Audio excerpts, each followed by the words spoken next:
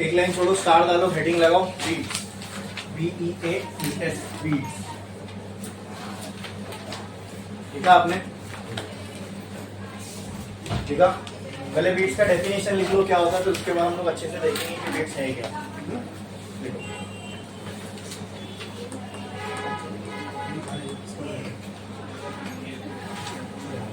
beats can be defined as superposition of two waves. Beats can be defined as superposition or interference. ये superposition बहुत से लोगों को समझ में नहीं आता है, तो ये उसके लिए इजी टर्म है। Beats can be defined as superposition or interference of two waves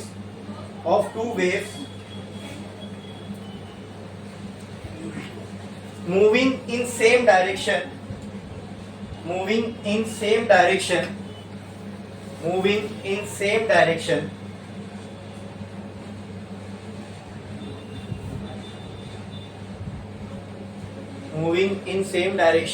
having small frequency difference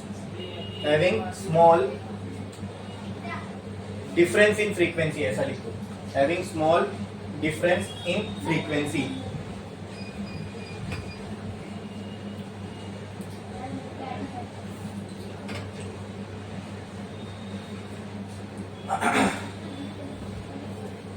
beats can be defined as, cut कर दो ऐसा, मतलब वो बीट्स आर फॉर्म, ऐसा लिख दो वहां पे।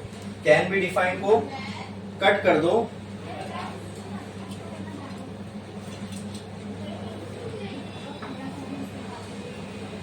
Are form when superposition of two or interference of two waves moving in same direction having small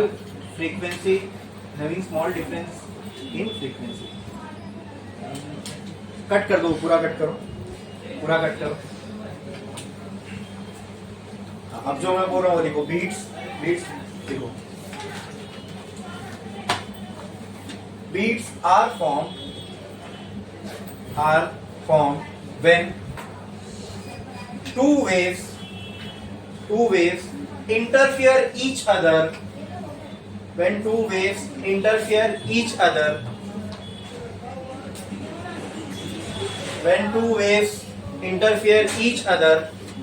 which are moving in same direction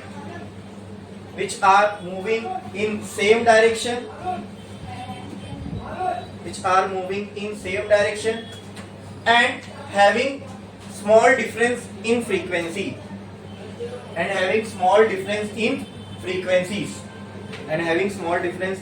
frequencies अब ये प्रॉपर जो है बीट्स का डेफिनेशन बना, ठीक है, और ये समझने और पढ़ने में भी आसान होगा, उस हिसाब से मैंने आपको ये डेफिनेशन लिखवाया।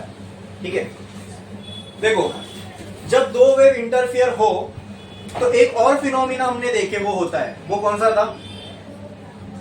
जब दो वेव इंटरफियर हो रही थी तब एक और फिनोमिना होता हुआ देखे थे हमने। हाँ, क्या था वो? Stationary wave. लेकिन उसमें फर्क ये था, स्टेशनरी वेव में, यहां मैं लिखता हूं स्टेशनरी वेव, और अभी हम लोग देख रहे हैं बीट्स। यहां पर भी इंटरफियरेंस हो रहा था और यहां पर भी इंटरफेरेंस होगा। ठीक है, दो वेव्स का इंटरफेरेंस हो रहा, मतलब दो वेव्स तो होगी जो एक दूसरे को इंटरफेयर कर रही होगी। But in stationary waves those two waves were travelling in opposite direction. एक ऐसे आ रही थी, दूसरा रिफ्लेक्टेड वेव हमने कंसीडर की थी, तो वो उसके अपोजिट से आ रही थी। ठीक है, ये वेव का मोशन का डायरेक्शन ऐसे था, प्रोपोगेशन का, और ये वेव के प्रोपोगेशन का डायरेक्शन ऐसे था। जब दो वेव्स एक दूसरे के अपोजिट डायरेक्शन में मूव हो रही है, ठीक है, और हमने ये भी माना था कि वहां पर फ्रीक्वेंसी सेम थी, दोनों वेव्स की जो फ्रीक्वेंसी थी वो क्या थी? सेम थी। यहाँ पर दो वेव्स की फ्रीक्वेंसी में क्या है? डिफरेंस है, भले ही छोटा डिफरेंस है लेकिन डिफरेंस है। बोलो, इतना क्लियर है? हाँ, इनमें भी इंटरफेरेंस हो रहा था, इनमें भी इंटरफेरेंस हो रहा था। अच्छा, इनमें हमने देखा एम्पलीट्यूड और इसका भी एम्पलीट्यूड, यानी यहां पे जो दो वेव्स एक दूसरे को इंटरफेयर कर रही थी उन दोनों का एम्पलीट्यूड सेम था। बीट्स में भी जो दो वेव इंटरफेयर करेंगी उनका भी एम्पलीट्यूड क्या होगा, सेम होगा। तो ये दो चीज इनमें सिमिलैरिटी है, ठीक है। तो डिफरेंस क्या है, या फिर क्या वजह से ये स्टेशनरी वेव नहीं और ये बीट्स नहीं है। यहां पर जो वेव का डायरेक्शन है वो क्या था, ऑपोजिट, और यहां पे वेव का डायरेक्शन क्या है, सेम, ठीक है। यहां पर दोनों वेव एक दूसरे के अपोजिट डायरेक्शन में, एक वेव ऐसे तो दूसरी वेव ऐसे, यहां पे दोनों वेव सेम डायरेक्शन में मूव हो रही है, बराबर, ठीक है।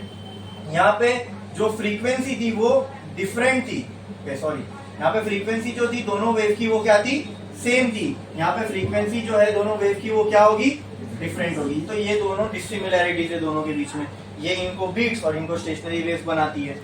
समझ में आया, क्लियर है, हाँ बोलो क्लियर है। तो बीट्स का भी फिर से डेफिनेशन पढ़ो। बीट्स कब फॉर्म होती है, जैसे स्टेशनरी वेव कब फॉर्म होगी, जब इंटरफेरेंस होगा, जब दो वेव का एम्पलीट्यूड सेम होगा, दोनों अपोजिट डायरेक्शन में होंगे, दोनों की फ्रीक्वेंसी सेम होगी, ये कंडीशन पे क्या बनेगी। तो बीट्स कब फॉर्म होगी, जब दो वेव का इंटरफेरेंस होगा, दोनों का एम्पलीट्यूड सेम होगा, दोनों का डायरेक्शन भी सेम होगा और दोनों के फ्रीक्वेंसी में थोड़ा डिफरेंस होगा, तब जो बनेगी उसको हम क्या कहेंगे, बीट्स। बोलो क्लियर है, ये चीज समझ में आई, हाँ।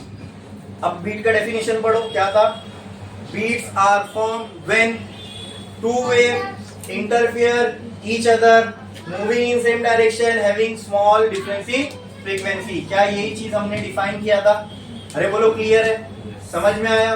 जब हमने दो वेव्स को अपोजिट डायरेक्शन में छोड़ा तो हमने देखा कुछ फिनोमिना हुआ, वो फिनोमिना में सारे पार्टिकल एक टाइम पे मीन पोजीशन पे आ गए, उसको हमने कहा स्टेशनरी वेव। जब हमने दोनों को एक डायरेक्शन में छोड़ा, दोनों की फ्रीक्वेंसी अलग रखी, तो कुछ और देखने को मिला हमको, वो कुछ और को हमने क्या नाम दिया, बीट्स। बोलो क्लियर है, समझ में आया, हाँ। तो बीट्स में कितनी वेव होंगी, दो, दोनों कौन से डायरेक्शन में होगी, सेम, दोनों की फ्रीक्वेंसी में क्या होगा, डिफरेंस होगा। बोलो इतना क्लियर है, समझ में आया। अच्छा, उससे जो बीट बनेगी, जैसे स्टेशनरी दो वेव के इंटरफेरेंस से एक वेव बनी जिसका नाम था स्टेशनरी वेव, ऐसी दो वेव के इंटरफेरेंस से जो बनेगी उसका नाम क्या है, बीट। तो इसकी भी तो कुछ फ्रीक्वेंसी होगी, ठीक है। अब वो फ्रीक्वेंसी क्या होती है वो भी हम आगे देखेंगे। बोलो क्लियर है, हाँ। तो एक लाइन छोड़ो, स्टार डालो।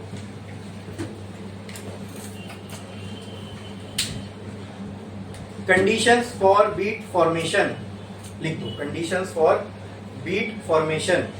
तो क्या क्या लिखोगे, first amplitude of two wave must be same, amplitude of two waves must be same. Second,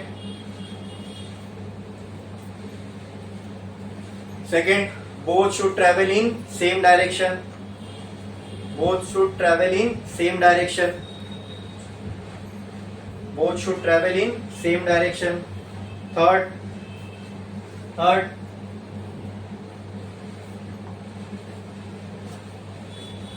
there must be small difference in frequency of two waves. There must be small difference in frequency of two waves. There must be small difference in frequency of two waves.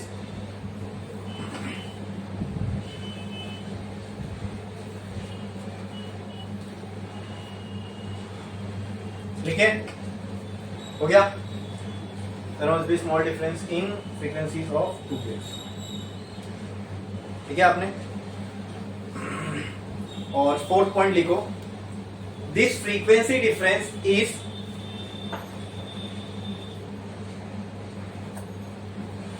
less than 10 hertz. Is less than 10 hertz. Is less than 10 hertz. 10 hertz. मान लो एक wave है उसकी frequency f1 है, दूसरी wave है उसकी frequency f2 है, तो इनका जो फ्रीक्वेंसी डिफरेंस है f2 माइनस f1 ये 10 से कम ही होगा, इससे ज्यादा होगा तो बीट्स फॉर्म ही नहीं होगी। बोलो क्लियर है, समझ में आया। तो इसलिए मैंने कहा ना कि स्मॉल डिफरेंस इन फ्रीक्वेंसी होता है इनके दो वेव्स के बीच में। बोलो क्लियर है, हाँ। अगर फ्रीक्वेंसी डिफरेंस बहुत ज्यादा होगा तो बीट फॉर्मेशन होगा ही। बीट फॉर्मेशन के लिए जो दो वेव्स है दोनों की फ्रीक्वेंसी अलग अलग है, दोनों की फ्रीक्वेंसी का जो डिफरेंस है वो क्या होना चाहिए, 10 से कम। बोलो क्लियर है? ये लोगों ने एक्सपेरिमेंट करके ऑब्जर्वेशन करके निकाल लिए, ठीक है, इसलिए मैंने आपके सामने वैल्यू रखा। बोलो क्लियर? चलो आगे बढ़ते हैं।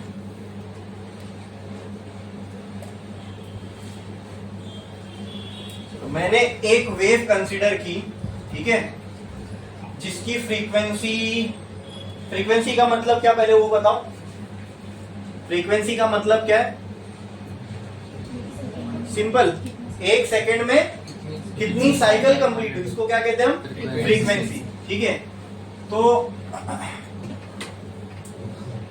ये 1, ये 2, ये 3, ये 4 और लेट्स से ये 5 है। ठीक है, ये एक वेव है y वर्सेस x। तो और ये जो पूरा आपको टाइम दिख रहा है, ये 1 सेकेंड में वेव की कहानी है। ये क्या है? Time equal to 1 second. इतना, ये एक वेव है, इस वेव की 1 सेकेंड में कितनी साइकिल दिख रही है आपको? देखो 1 2 3 4 5। बोलो क्लियर है? हाँ, ये इस डायरेक्शन में आगे बढ़ रही है। चलो एक और वेव में बनाता हूं, ठीक है, y वर्सेस x। अब 1 2 3,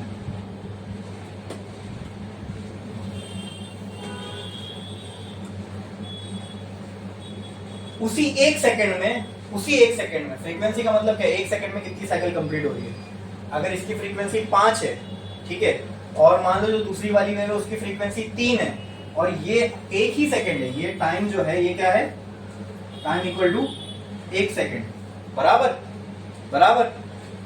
अब इसकी भी उतनी ही इसकी फ्रीक्वेंसी लेट से इससे कम है, कम मानो ज्यादा मानो कुछ भी मान सकते, मान लो ये 5 है, इससे कम है इसकी फ्रीक्वेंसी, मान लेता हूं मैं 3 है। क्या है? 3 है। अगर 1 सेकेंड, फ्रीक्वेंसी का मतलब क्या? 1 सेकेंड में कितनी साइकिल कंप्लीट हुई? अगर 1 सेकेंड में ये वाली वेव को इससे कम साइकिल कंप्लीट करना, मतलब डिस्टेंस ज्यादा ट्रैवल करना पड़ेगा, यानी इसकी वेव कुछ ऐसे बनेगी 1 2 3। ठीक है, ऐसा सम यहाँ पे 1 साइकिल 2 साइकिल और ये 3 साइकिल। तो यहाँ पे आप मुझे बताओ इस वेव की फ्रीक्वेंसी कितनी हुई? 5 हर्ट्ज। यहाँ पे इस वेव की फ्रीक्वेंसी कितनी हुई? 3 हर्ट्ज। ये हो गया F1 और ये हो गया F2। ठीक है, अब ये दोनों एक साथ एक ही पार्टिकल पे काम करेंगे, तब क्या होगा? देखो ये दो अलग अलग वेव है, हाँ, ये एक वेव है, ये एक वेव है, दो अलग अलग वेव है, दोनों की फ्रीक्वेंसी अलग अलग है। ठीक है, हमने क्या किया? ये दोनों वेव को एक ही पार्टिकल पे एक्ट करने दिया। ठीक है, तो क्या होगा? मतलब मान लो मैं इन दोनों को ऐसे मिला रहा हूं, इन दोनों को मिला रहा हूं, तो ऐसा कुछ होगा क्या? देखो जरा, अगर मैं इनको ऐसा, जैसा मैंने अभी कहा कि इन दोनों को मिलाना है, सुपर इम्पोज करना, इंटरफेयर करना, मतलब दोनों एक दूसरे से इंटरफेयर हो रहे हैं। ठीक है, ये वाली वेव बनाता हूं मैं, 1 2 3। बोलो इतना क्लियर है? हाँ, ये वाली वेव बनाता हूं। अब इतने में कितना बनाना पड़ेगा मुझे? 5। 1 2 3 4, 1 2 3 4 5। अगर ऐसा कुछ करूं तो 1 2 3 4 5 दिख रहा है? अब ये दोनों वेव एक साथ इंटरफेयर हो रही है। अब देखो ये क्या, यहाँ पे क्या होगा? यहाँ पे जो पार्टिकल है, ठीक है, उसको ये वाली वेव यहाँ ले जाना चाहेगी और ये वाली वेव यहाँ ले जाना चाहेगी। अरे बोलो क्लियर है? यहाँ पे जो पार्टिकल है उसको ये वाली वेव यहाँ ले जाना चाहेगी और ये वाली वेव यहाँ ले जाना चाहेगी। अरे क्लियर है?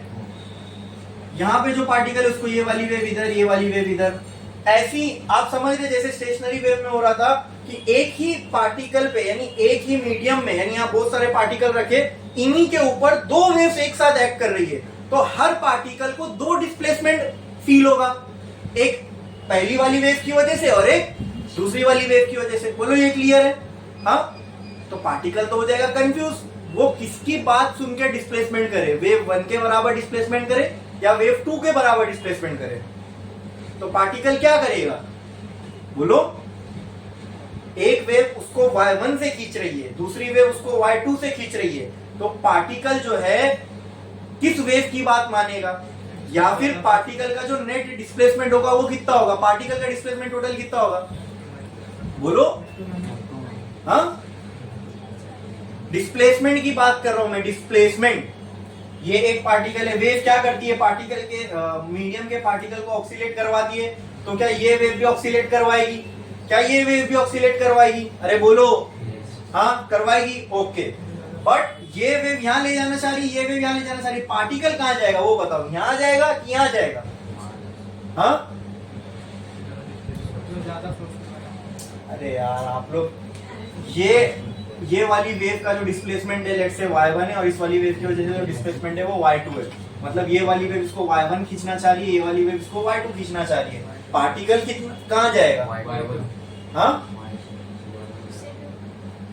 तो उसको क्या करते हैं? हाँ, क्या बोलते हैं उसको? यस, क्या बोलते? अरे भाई, ये एक पार्टिकल इसको बेचारे दो लोग एक साथ खींच रहे, तो इसका नेट डिस्प्लेसमेंट कितना होगा? नेट मतलब जो पार्टिकल एट लास्ट क्या करेगा? इन दोनों का नेट इफेक्ट होगा। वो नेट इफेक्ट मतलब दोनों मिलके जो वे पार्टिकल के ऊपर काम कर रहे हैं, तो पार्टिकल का जो नेट डिस्प्लेसमेंट होगा या टोटल डिस्प्लेसमेंट होगा वो क्या होगा? तो सर, इसकी वजह से भी पार्टिकल का कुछ डिस्प्लेसमेंट होगा और इसकी वजह से भी कुछ होगा, तो उस डिस्प्लेसमेंट को हम क्या कहते हैं? y नेट कहते हैं ना। और y नेट किसके बराबर होगा? y1 प्लस, मतलब आप बोलोगे सर ये वाला पार्टिकल y1 और y2 का जो भी डिस्प्लेसमेंट है वो मिला के टोटल डिस्प्लेसमेंट करेगा। क्या यही चीज हमने पीछे देखे नहीं थे? सुपर पोजिशन ऑफ वेव में देखे थे, स्टेशनरी वेव में देखे थे, देखते हुए तो आ रहे। हाँ, समझ में आया क्या? इसमें किसी को कोई डाउट है? अरे बोलो बोलो, समझ में आया पक्का? इसको बोलते क्या? इसका नाम क्या है इस इक्वेशन का? Principle of superposition. Principle of super impose हो रही है ना, दो वेव सुपर इम्पोज का मतलब वही होता है इंटरफेयर होना। दो वेव एक दूसरे के ऊपर सुपर इम्पोज हो रही है बोलो, या दो वेव इंटरफेयर हो रही है बोलो। आई बात समझ में? हाँ, तो उससे पार्टिकल का जो नेट डिस्प्लेसमेंट होगा वो कितना होगा? 1 की वजह से भी होगा और 2 की। तो नेट कितना होगा? टोटल डिस्प्लेसमेंट कितना होगा पार्टिकल का? 1 की वजह से और 2 की वजह से जो भी होगा दोनों को ऐड कर दो, तो ये होगा पार्टिकल का नेट डिस्प्लेसमेंट। अरे बोलो, क्लियर है? समझ में आया इतना? इसमें किसी को कोई डाउट है? पक्का पक्का पक्का? ठीक है, बढ़े आगे। चलो,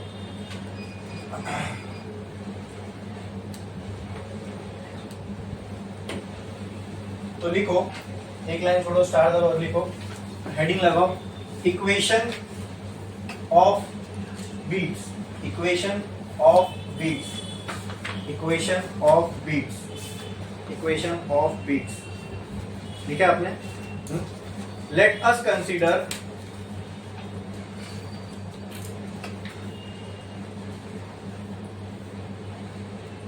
two waves. Let us consider two waves having displacement y1 and y2. y1 and y2. y1 and y2 moving in positive x direction. Moving in positive x direction. Moving in positive x direction. Moving in positive x direction. Moving in positive x direction.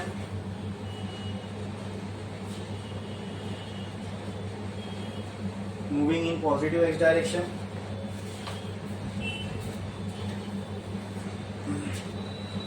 And having small difference in frequency. Small difference in frequencies.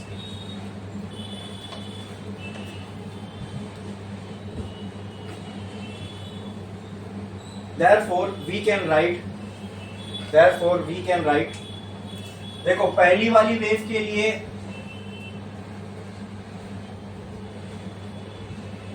जो displacement की equation होगी क्या वो ये होगी? बताओ मुझे।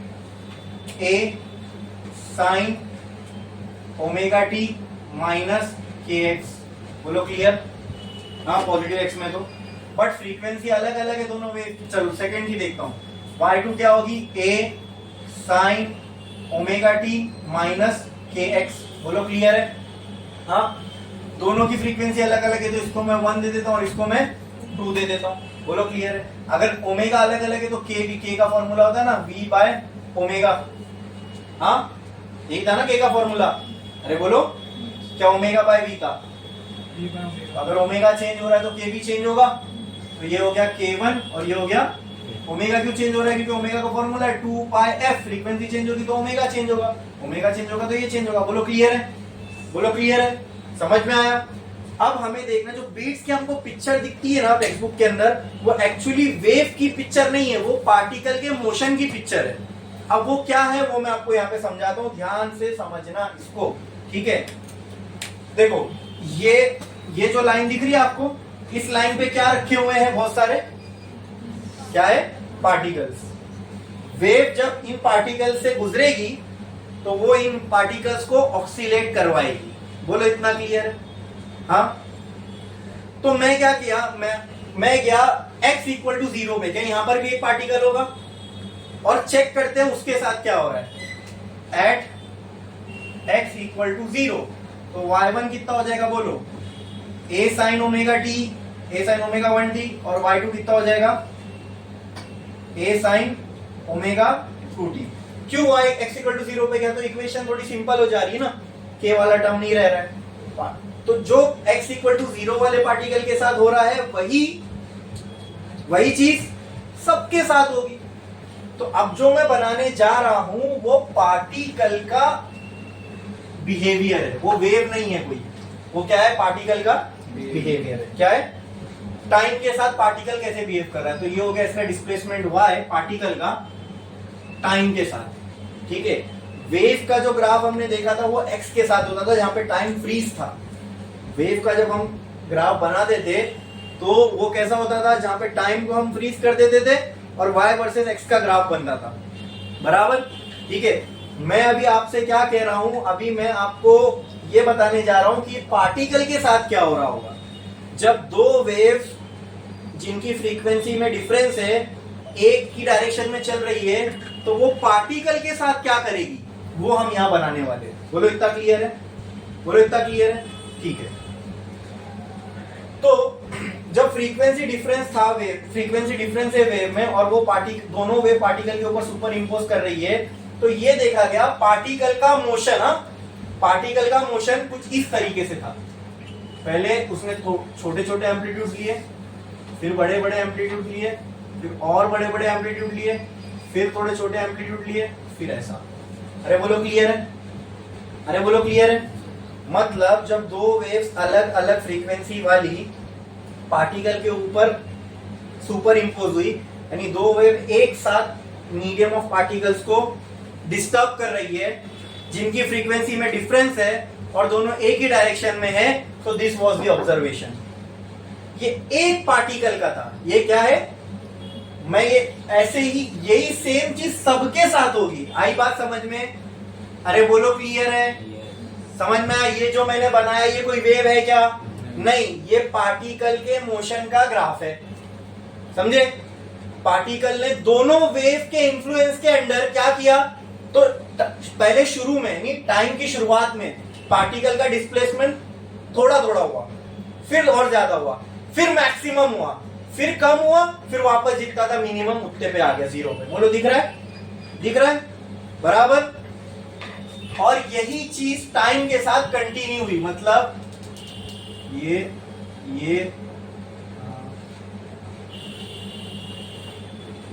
छोटा, फिर ये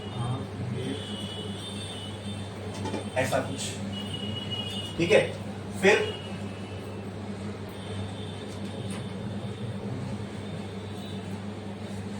यानी ये जो आप, मैंने यहां पे थोड़ा सा गड़बड़ कर दिया, कम बना दिया।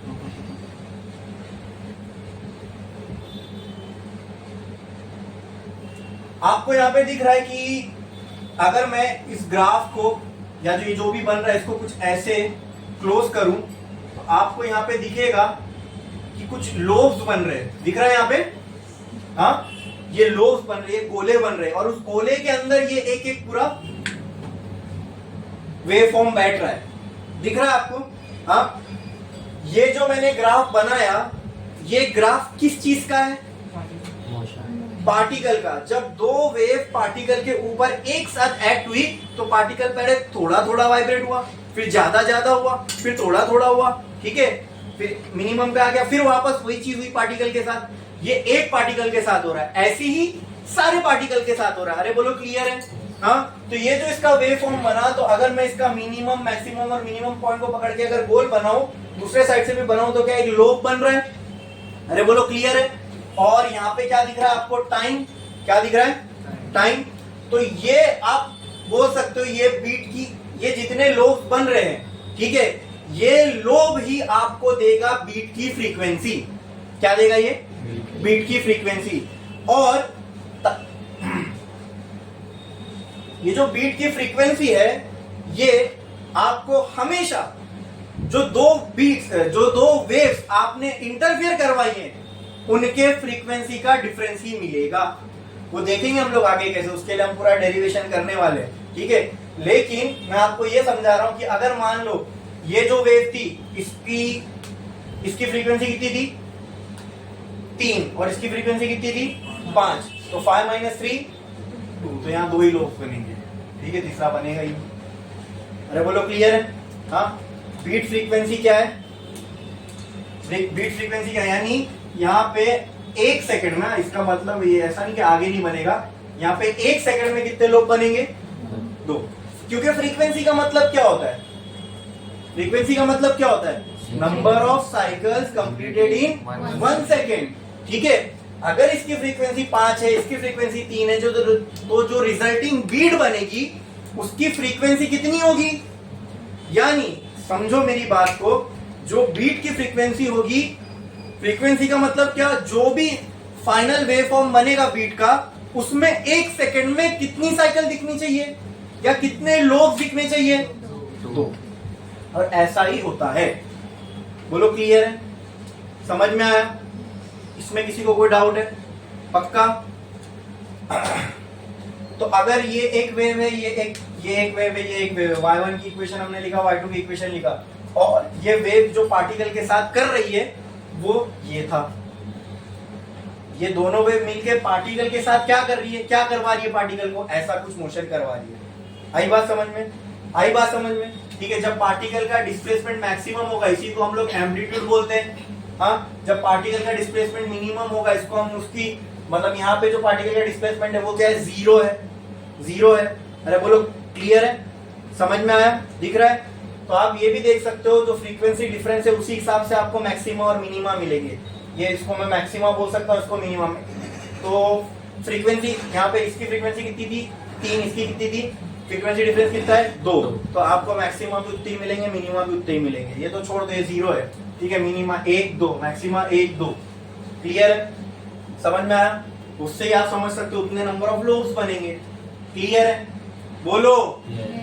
तो अगर ये वाली इस वेव की इक्वेशन है, ये वाली इस वेव की इक्वेशन है, दोनों एक साथ मीडियम ऑफ पार्टिकल्स को डिस्टर्ब कर रही है, तो पार्टिकल कितना डिस्प्लेसमेंट करेंगे? y नेट के बराबर। और y नेट किसके बराबर होगा? तो कहना है right, y net is equal to y1 की जगह a sin omega 1t plus y2 की जगह a sin ओमेगा 2t। बोलो क्लियर है?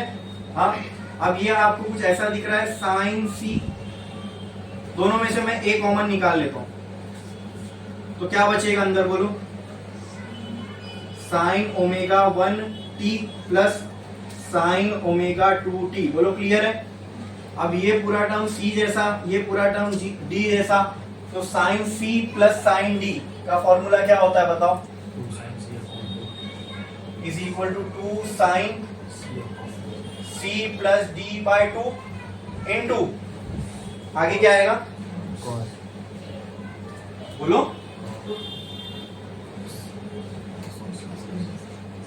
Into cos c minus D by 2।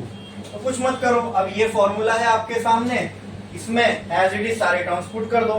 तो कहना है राइट, y नेट बराबर होगा a ब्रैकेट में 2 साइन, यहाँ पे c किसके जैसा है?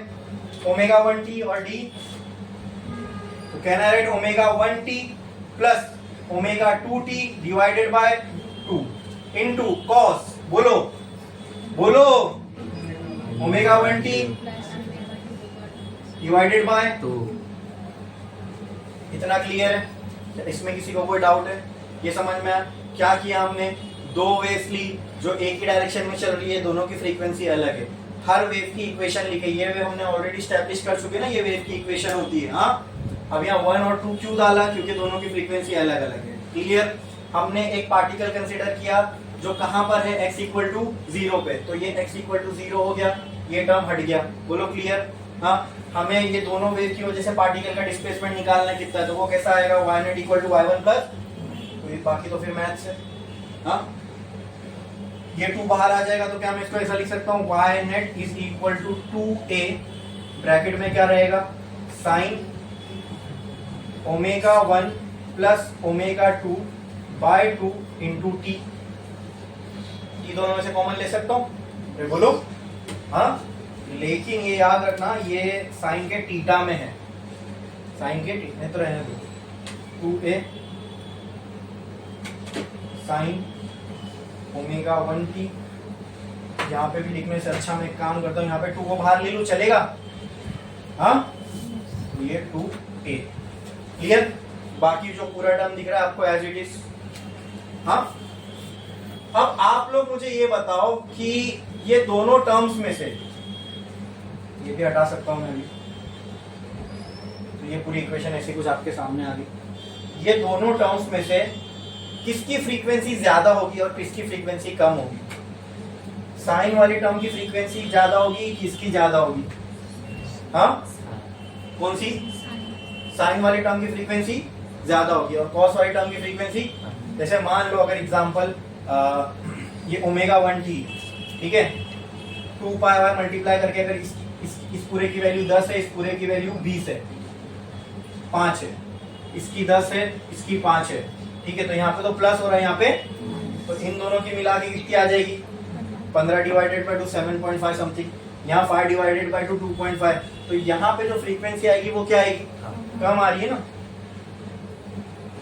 तो ये वाला टर्म जो है ये कम फ्रीक्वेंसी को इंडिकेट कर रहा है, और ये वाला टर्म जो है ये ज्यादा वाली फ्रीक्वेंसी को रिप्रेजेंट कर रहा है। अब थोड़ा सा इसको हम लोग यहाँ पे विजुअलाइज करते हैं।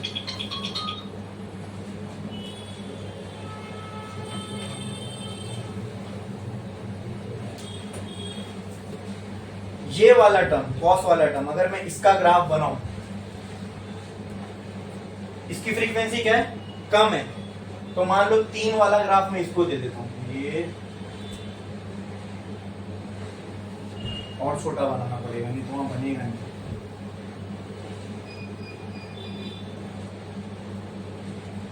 एक, 2 और ये 3, ठीक है। ये किसकी कहानी बनाई मैंने, इसकी। क्लियर? क्लियर? इसकी फ्रीक्वेंसी ज्यादा है, ठीक है, यानी ये वाला जो SHM है, यानी ये वाले ये टर्म जो पार्टिकल को ऑक्सीलेशन करवाएगा, इसकी फ्रीक्वेंसी ज्यादा है, इसकी फ्रीक्वेंसी ज्यादा है, ठीक है। तो लेट्स से इसको मैं कुछ ऐसा ऐसा ऐसा ऐसा ऐसा ऐसा, ठीक है।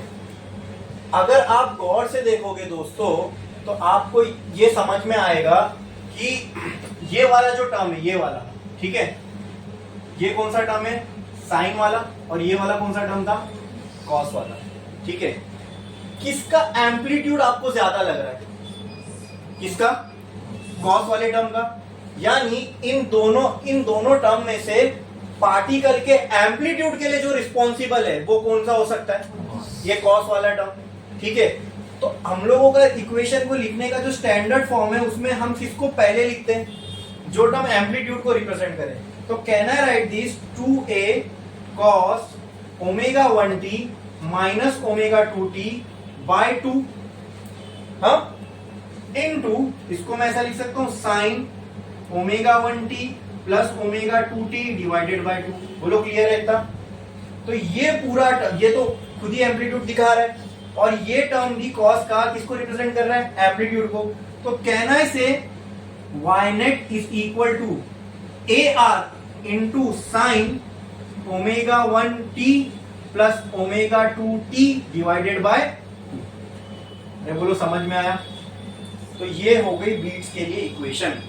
ठीक है, ठीक है, समझा कि नहीं समझा?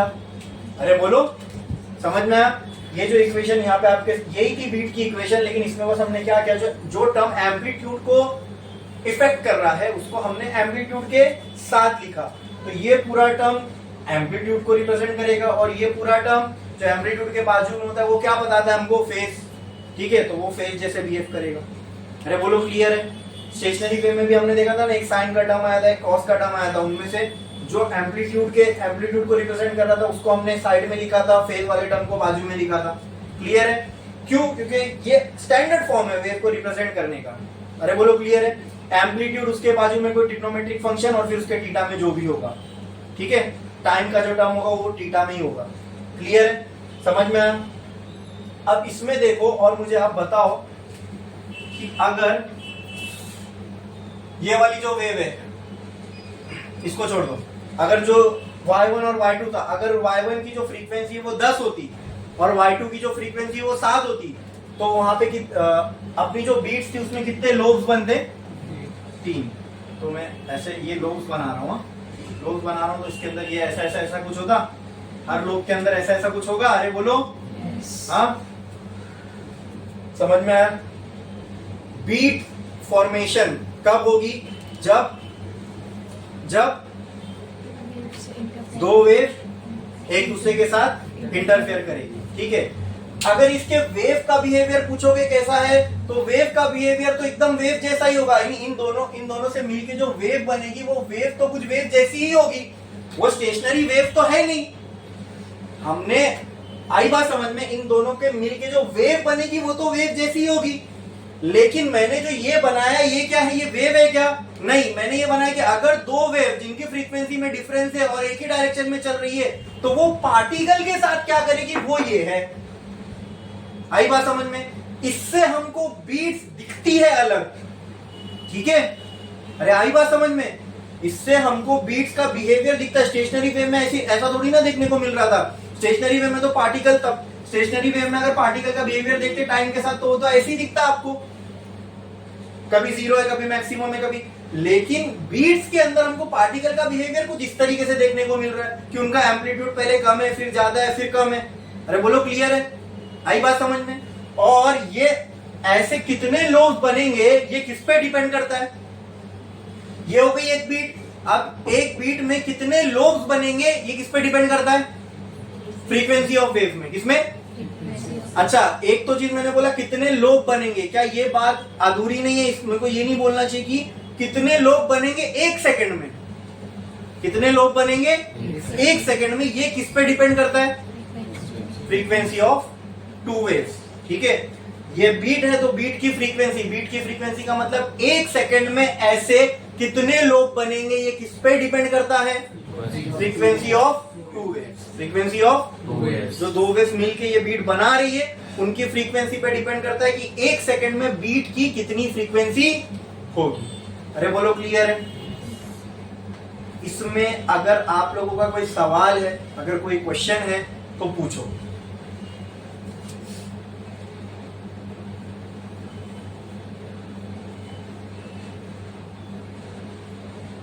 आया समझ में? यहाँ तक हेडिंग क्या डाले थे आपने?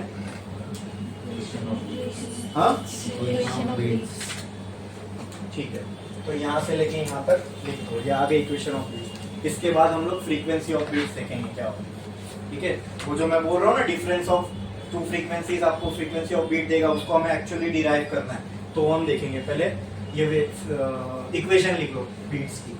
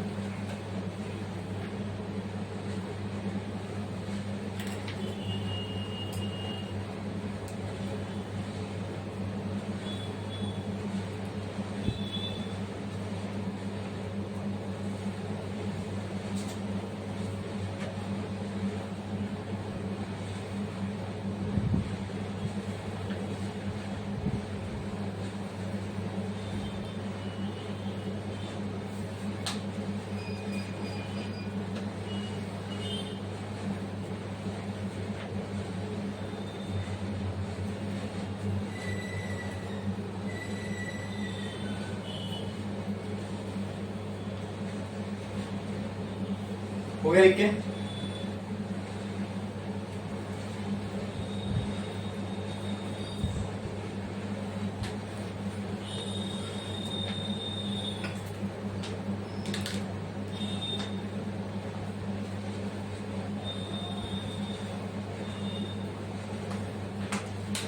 हो गया?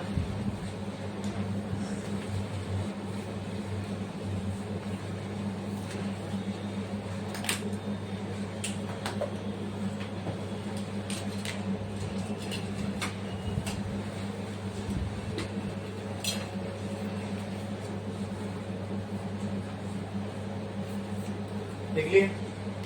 हाँ, चलो एक लाइन छोड़ो, स्टार डालो, हेडिंग लगाओ, frequency of beats, frequency of beats, frequency of beats. उसके एक लाइन नीचे लिखो, उसके एक लाइन नीचे, एक लाइन छोड़ो और लिखो, from equation of beats, from equation of beats, from equation of beats we know that ये पूरा टर्म लिखो, ये पूरा टर्म लिखो, we know that 2a cos omega t omega 1t minus omega 2t by 2 represents the amplitude, represents the amplitude of beat, represent the amplitude of beat.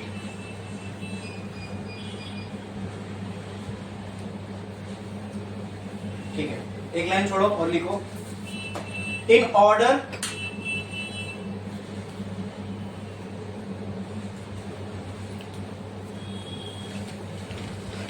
To amplitude be maximum, in order to amplitude to be maximum, in order to amplitude to be maximum,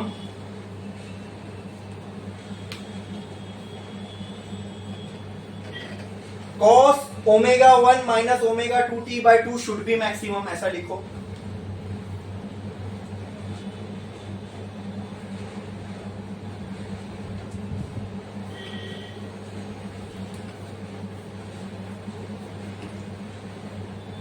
अच्छा, अभी यहाँ लिखे, अब यहाँ देखो, ये पूरे term में से, ये पूरी इक्वेशन में से एम्पलीट्यूड को कौन रिप्रेजेंट कर रहा है? हाँ, ठीक है, तो कहना है राइट, ए आर बराबर 2a cos omega 1t minus omega 2t divided by 2। ये हो गई मेरी एम्पलीट्यूड की इक्वेशन। यही हमने किया ना यहाँ पे, इसकी जगह पर ए आर लिखे, यही तो किए ना आगे, ठीक है। ये आ गया एम्पलीट्यूड की इक्वेशन, लेकिन यहाँ एम्पलीट्यूड मैक्सिमम या मिनिमम है, ये किस पे डिपेंड करेगा? इसकी वैल्यू किस पे डिपेंड करेगी? 2 constant, a constant, cos theta पे ना। If cos theta is maximum then AR will be बोलो मैक्सिमम, ठीक है, ठीक है। तो कहना है से therefore cos omega 1t minus omega 2t by 2 should be equal to plus minus 1। हाँ, अरे बोलो, अरे बोलो, yes. जब ये कंडीशन फुलफिल होगी तभी ये वैल्यू मैक्सिमम होगी। क्या ये बात आपके समझ में आई कि नहीं समझ में आई?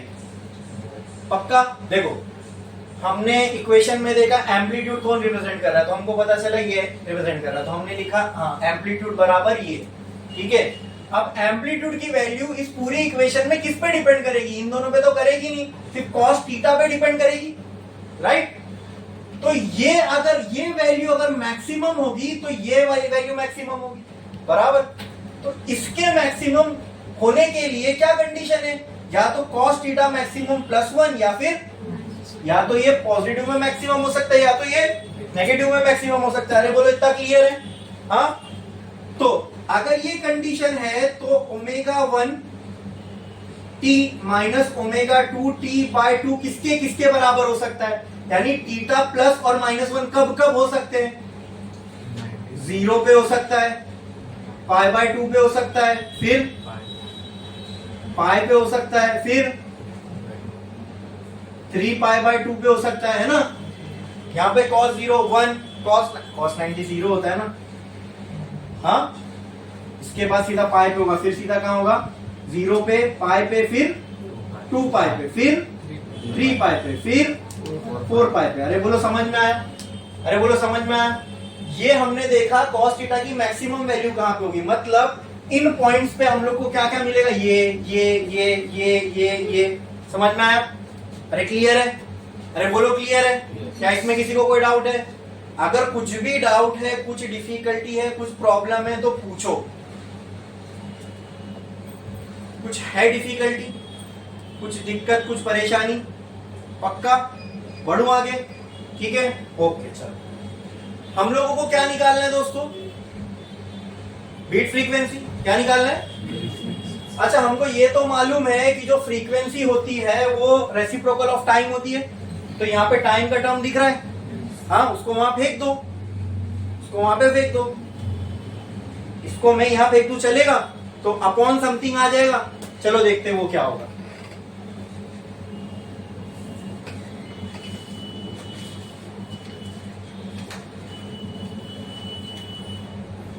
इसको मैं ऐसा लिख सकता हूं, omega 1 minus omega 2 by 2 bracket T is equal to 0 pi 2 pi dot dot dot dot dot. Clear? हाँ, अरे बोलो।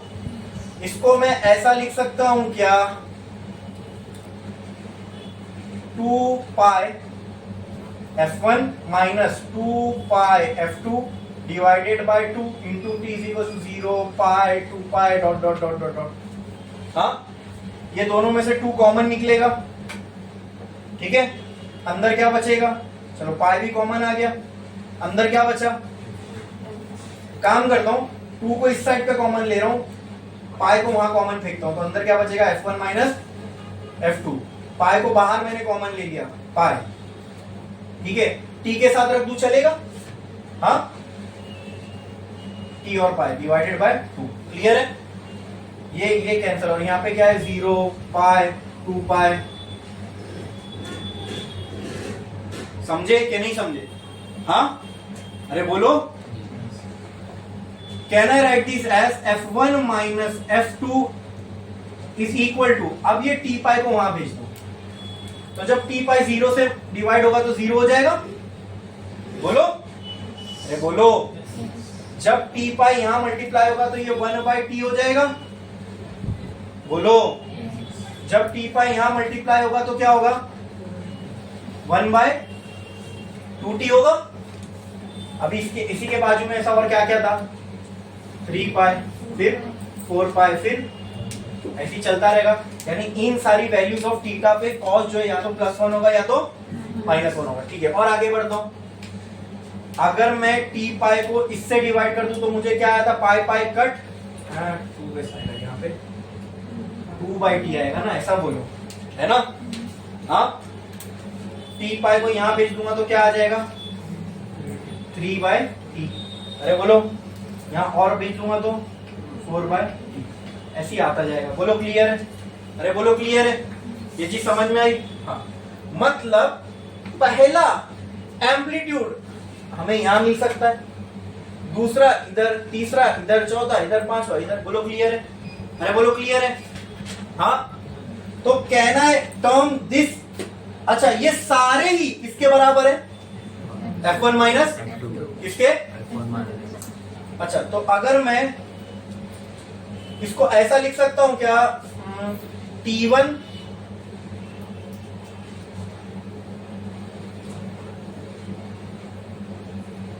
एक काम करो, इसको यहां तक पहले लिख लो आप लोग, फिर इसको थोड़ा एक्सप्लेन करके और अच्छे से समझाता हूं। लिख लो।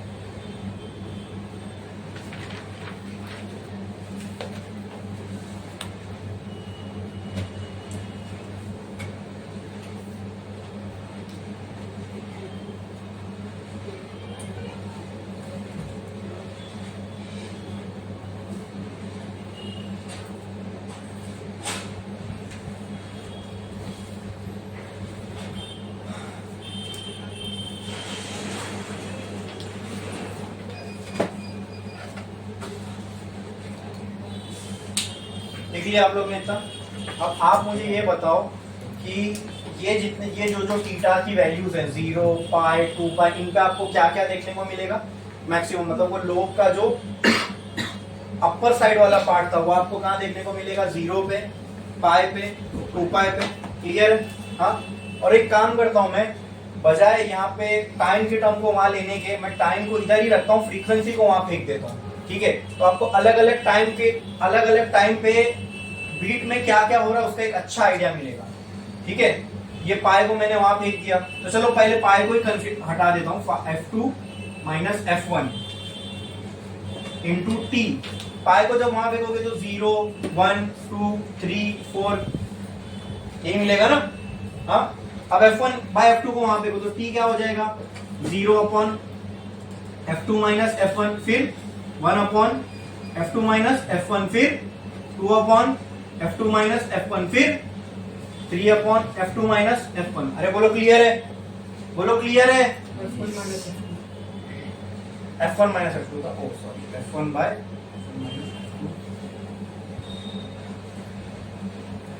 F1 minus F2। 1 2 1 2। इतना क्लियर है? ये सब किसकी वैल्यूज है दोस्तों, टाइम की। किसकी? टाइम की। किसकी? अच्छा, तो ये सारी टाइम की वैल्यूज है। ओके, तो क्या मैं इसको बोल सकता हूँ ये T1 है, ये T2 है, ये T3 है, ये T4 है? हाँ, मतलब ये टाइम पे पहला एम्पलीट्यूड मिलेगा, ये टाइम पे दूसरा, ये टाइम पे तीसरा। तो कहना है इसे first maxima will be at T1 equal to 0, क्योंकि ये डिवाइड करोगे इससे तो क्या आएगा, 0 ही आएगा। Second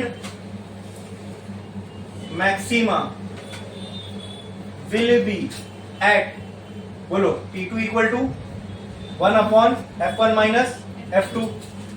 clear? Third maxima will be at T3 is equals to 2 upon F1 minus F2। अरे बोलो क्लियर है, अरे बोलो क्लियर है। हाँ, T2 में से T1 को माइनस करोगे तो क्या वो एक सेकंड की वैल्यू देगा, मतलब एक सेकंड में कितनी फ्रीक्वेंसी बन रही है वो बताएगा। ठीक है? तो कहना है right, for beat frequency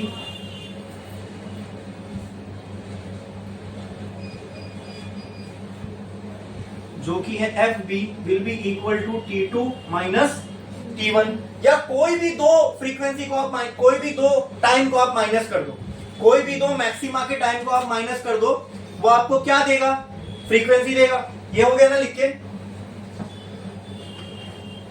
can I write this as FB is equal to T2 की जगह पे मैं क्या लिख सकता हूं, 1 अपॉन F2 माइनस, अरे बोलो, F1 माइनस T1 की जगह क्या लिख सकता हूं, 0। क्या लिख सकता हूं, 0। तो कहना राइट, ओ सॉरी, ये देगा मुझे टाइम, मतलब जो दो मैक्सिमा के बीच का टाइम है वो ये होगा, बराबर ये होगा। तो कहना है right, T is equal to 1 upon T2 minus T1। तो T क्या हो जाएगा, T2 की वैल्यू ये, T1 की वैल्यू ये, तो T की वैल्यू क्या आ गई, 1 अपॉन F2 माइनस F1। अब फ्रीक्वेंसी क्या होती है बोलो, 1 अपॉन टाइम। टाइम की वैल्यू क्या आई आपको, टाइम की वैल्यू क्या आई आपको, 1 अपॉन F2 माइनस। तो जो फ्रीक्वेंसी ऑफ बीट है वो हमको किसके बराबर मिली, F2 माइनस F1 नीचे आता है, ये F1 F2 F1 F2 F1 F2। तो क्या हो जाएगी, F1 माइनस F2। इसको मैं लिख रहा हूं मॉड के अंदर, इसके अंदर, मॉड के अंदर क्यों, क्योंकि F1 पहले लिखो F2 बाद में लिखो, कोई फर्क नहीं पड़ता। जो बड़ी वैल्यू होगी वही हम पहले लिखेंगे, जो छोटी होगी उसी को बाद में लिखेंगे। अरे क्लियर है?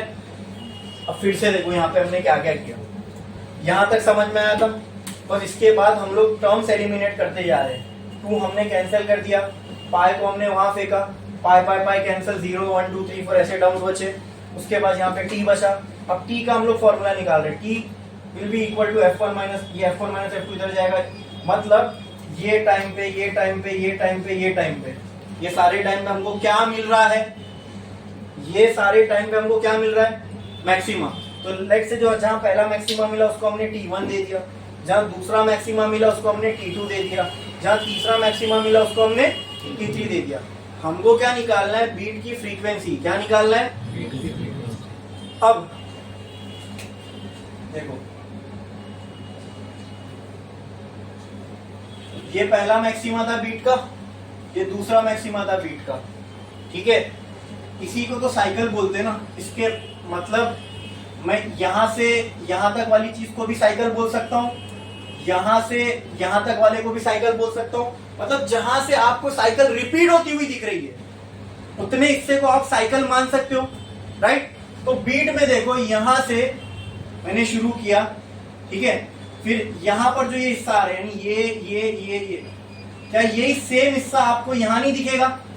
अरे बताओ, तो क्या मैं इसको एक साइकिल कंसिडर कर सकता हूं? और एक साइकिल कंप्लीट करने में जो टाइम लगता है उसको हम क्या कहते हैं?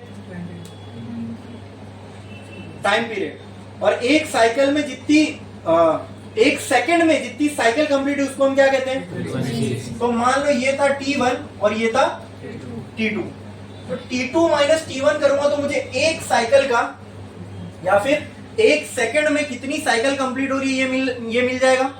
तो यहां पे मैंने T2 और T1, तो यानी ये T2 ये T1, ठीक है, तो हमें एक साइकिल का यहाँ पे टाइम पीरियड मिला। ये देखो ना, ये एक साइकिल है, ये इसका टाइम है। तो यहां पे मैं ये लिख देता हूं time required for one cycle, ठीक है। एक साइकिल में इतना टाइम लग रहा है, देखो ना, यहां से इसको और अच्छे से यहां मैं साफ सुथरा बनाता हूं।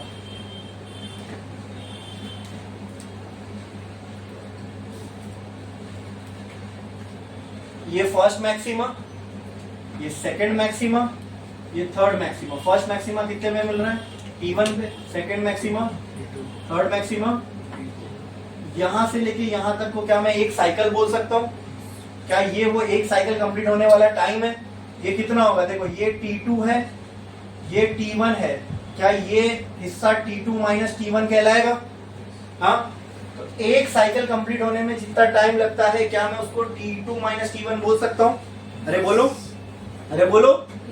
तो मैं इसको नाम दे देता हूँ TS, एक साइकिल कंप्लीट करने, क्योंकि T हमने ऑलरेडी दूसरा इसको दे चुके थे ना नाम।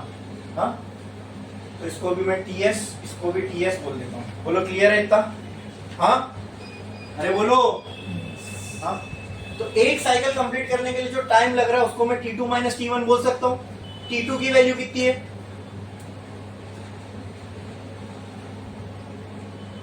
1 F1 माइनस F2 और T1 की वैल्यू 0। तो ये आ गई TS की वैल्यू। बोलो, अब TS क्या आ गई? मतलब आपको टाइम पीरियड मिल गया। एक साइकिल कंप्लीट करने के लिए जो टाइम लगता है उसी को हम टाइम पीरियड बोलते हैं ना। टाइम पीरियड मिल गया, और टाइम पीरियड का रेसिप्रोकल क्या होता है? फ्रीक्वेंसी। तो फ्रीक्वेंसी होगा टाइम पीरियड का रेसिप्रोकल, ठीक है। फ्रीक्वेंसी मैंने एज इट इज लिखा। अब टाइम पीरियड का जो फॉर्मूला है उसको एज इट इज पुट कर दो, ये जाएगा ऊपर। तो बीट फ्रीक्वेंसी आपको आ गई F1 माइनस F2। तो क्या ये फ्रीक्वेंसी ऑफ बीट दोनों वेव की फ्रीक्वेंसी के डिफरेंस के बराबर आ रहा है? यही मैंने आपको पहले ओरली बताया था, क्या कि बीट की जो भी फ्रीक्वेंसी होगी वो दोनों वेव के फ्रीक्वेंसी का, अरे बोलो ना, डिफरेंस होगी। क्या होगी? डिफरेंस। क्लियर है? समझ में आया? हाँ, बीट की फ्रीक्वेंसी के रिगार्डिंग जो भी अभी मैंने बोर्ड पे लिखा हूं, अगर इसके डेरिवेशन में किसी को कुछ भी डाउट है, कुछ भी दिक्कत है, कुछ भी परेशानी है तो पूछो। कुछ भी जो यहाँ पे लिखा हुआ इसके अंदर अगर कोई भी डाउट है तो पूछो। इसके अंदर अगर आपको लगता है कुछ डाउट है, इसमें कुछ डाउट है तो पूछो। ये समझ में आया ना? दो मैक्सिमा के बीच के टाइम का रेसिप्रोकल मैंने क्यों लिया? क्योंकि दो मैक्सिमा के बीच का टाइम ही एक साइकिल का टाइम है, और एक साइकिल का जो भी टाइम होता है उसको जब हम रेसिप्रोकल करें तो हमको क्या मिलती है? तो क्या ये T2 माइनस T1 एक साइकिल के बीच का टाइम है? अरे बोलो। ठीक है, क्लियर है इतना? तो अगर मैं उन दोनों को माइनस कर दूं तो क्या मुझे टाइम पीरियड मिलेगा? हाँ, यहां मैंने लिखा नहीं हूं टाइम पीरियड, लेकिन उसका डेफिनेशन यहां दिख रहा है आपको, time required for one cycle. तो ये वो है time required for one cycle, कौन सा? TS, right. T2 minus T1 करा तो क्या मिला मुझे? Time required for one cycle. जो भी इसका आंसर है, जो भी, उसको अगर मैं उल्टा कर दूं रेसिप्रोकल, तो मुझे क्या मिल जाएगी? और ये फ्रीक्वेंसी किसकी होगी? बोलो, ये फ्रीक्वेंसी किसकी होगी? ये फ्रीक्वेंसी जो आएगी इसके डिफरेंस है वो किसकी होगी? बीट्स की फ्रीक्वेंसी। ऐसा क्यों बोल रहा हूं? क्योंकि भाई ये बीट्स की इक्वेशन से आई है। ये जो आपने टर्म उठाया ये कहां से लिया आपने? बीट की इक्वेशन से लिया। तो इससे जो भी फ्रीक्वेंसी बन के मिलेगी आपको, वो फ्रीक्वेंसी किसकी होगी? बीट्स की होगी। इसीलिए हम इस फ्रीक्वेंसी को बीट फ्रीक्वेंसी बोल रहे हैं। आई बात समझ में? अरे बोलो, चेक करो, देखो, बुक में भी देखो, अगर किसी को कुछ भी डाउट है तो पूछो। सबको समझ में आया? अरे बोलो, सही में? हाँ, किसी को कोई डाउट नहीं है ना? पक्का? पक्का? बढ़े आगे। इसी के साथ अपना ये चैप्टर हो गया फिनिश। छापो। अब हम लोग इसके न्यूमेरिकल करेंगे, जल्दी।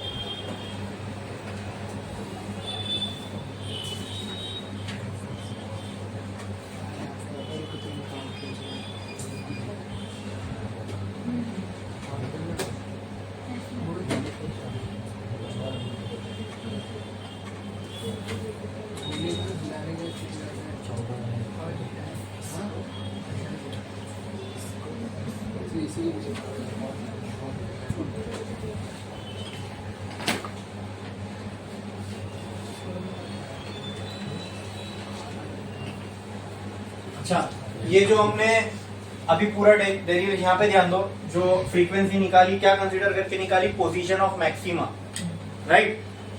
अगर यही चीज मैं मिनिमा के लिए निकालता, मतलब ये इन पॉइंट्स के लिए कि ये कौन कौन से टाइम पे मिलेगा, तब भी आप वो लेके भी अगर आप करोगे तो आपको फ्रीक्वेंसी यही आएगी। उसके लिए क्या करना पड़ेगा? उसके लिए क्या करना पड़ेगा, कोई बता सकता है? हमने कॉस ओमेगा टी, ये जो टर्म था cos omega 1t minus omega 2t divided by 2 is equal to, plus minus क्या लिए थे? 1। ये किसके लिए था? मैक्सिमा के लिए, मिनिमा के लिए। मतलब ये कब मिलेंगे? माइनस क्यू, जब 0 होगा। हाँ, मिनिमम वैल्यू कॉस की जब क्या होगी? 0। ये इन्हीं वैल्यूज पे तो मिनिमा मिल रहा है ना, तो यहाँ पे कॉस की वैल्यू क्या मिलेगी आपको? अब ये चेक करो 0 कहाँ कहाँ होता है, तो उसके लिए आपको omega 1t minus omega 2t divided by 2, इसकी वैल्यू क्या क्या मिल सकती है? Pi by 2, 3 pi by 2, 7 5 pi by 2, 7 pi by 2 है ना। क्या क्या मिलेगी value? Pi by 2, 3 pi by 2, फिर 5 पाई बाय 2, फिर 7π/2, ठीक है। फिर वही पूरी कहानी करनी है यहाँ पे, ओमेगा की जगह 2π f1 2π f2, 2 कैंसिल हो जाएगा, पाई उधर जाएगा, तो 1/2 3/2 5/2 ऐसा बचेगा, ठीक है। हाँ, एक को आप T2 मानोगे, एक को आप T1 मानोगे, दोनों का डिफरेंस लोगे, तो ये क्या आया 3/2, ये क्या आएगा 1/2, तो 3/2 माइनस 1/2 कितना आएगा आपको 1 आएगा। हाँ, 3/2 3/2 माइनस 1/2 कितना आएगा 1 आएगा ना, ठीक है। तो जो टाइम पीरियड की वैल्यू आएगी आपको वो कुछ ऐसा आएगी, T will be equal to T2 minus T1 करोगे आप, तो हाँ F1 माइनस F2 भी वहां भेजोगे, तो 1 ऐसा कुछ आएगा आपको F2 F1 माइनस F2, और इसको रेसिप्रोकल करोगे तो वही सेम आएगा, समझे? अरे समझे? हाँ, तो ये अभी आप छापो, इसके बाद हम लोग मेमोरी का स्टार्ट करेंगे, लेकिन छोटे से ब्रेक के बाद।